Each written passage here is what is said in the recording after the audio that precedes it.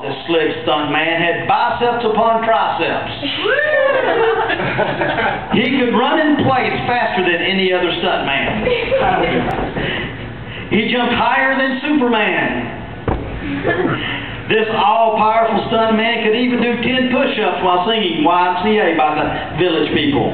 YMCA. YMCA. He was confident. He was brave. He was famous. He was successful. And he was righteous. He never did a stunt wrong. There was another stunt man who was very different than the first. This second stunt man was a regular fall guy. He tripped when he walked.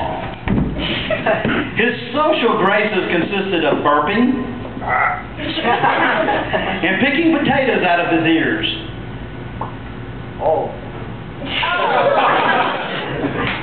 His hair was a mess from being on fire so many times, which is what happens to a stuntman when he dips himself in gasoline without a flame retardant suit on. He had a limp in his right leg.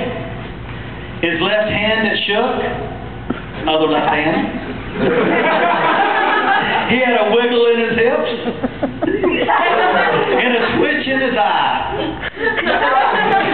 In a word, he was a klutz. These two very different stuntmen had at least one thing in common. They both prayed before performing their stunts. One day, both stuntmen were required to jump off a 10-story building into a small pool filled with jello, green, and crocodiles. The crocs loved to thrash around in the jello and smack their lips. So before the filming began, as was their habit, the stuntmen went to a small chapel near the studio to say their prayers.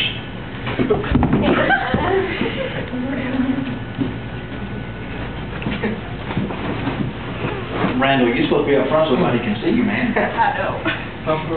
Right there up front. That's good. There you go.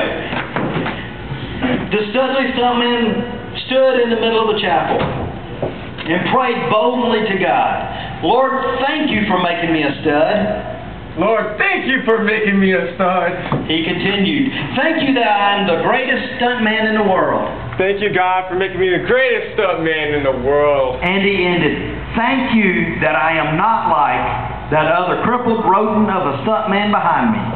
Thank you that I am not like that other crippled stuntman behind me.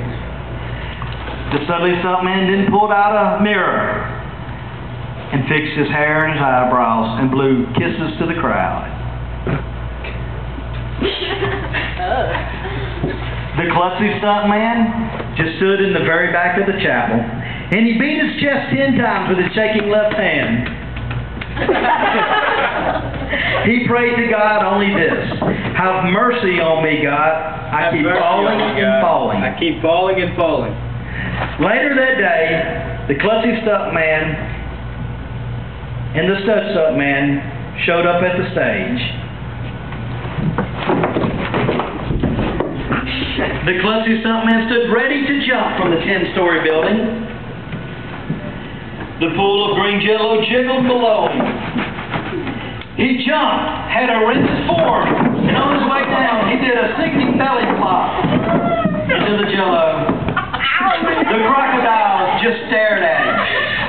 The crocodiles just stared at him and kept staring. He kept staring. I lost my place. Not bothering so much as to even touch him. He then got out of the pool, dusted off, and sat down. Thought he did a good job. The studly stuntman climbed to the 10th story of the building. He leaped next. His dive was perfect, flawless as usual. He landed in the waiting pool of green jello with a big, satisfying slurp. Unfortunately, that day just happened to be the day of the annual crocodile cook-off. And the proud, self-righteous stuntman was just what the crocodiles needed to make a perfect humble pie. They seized the studly stuntman, violently ripping him apart, limb from limb. The crocodiles then looked at the crowd and said, good. You see, the moral of the story. So be humble before God. And don't think you're better than any of the others. You just might have some crocodiles to deal with. I think he broke the floor.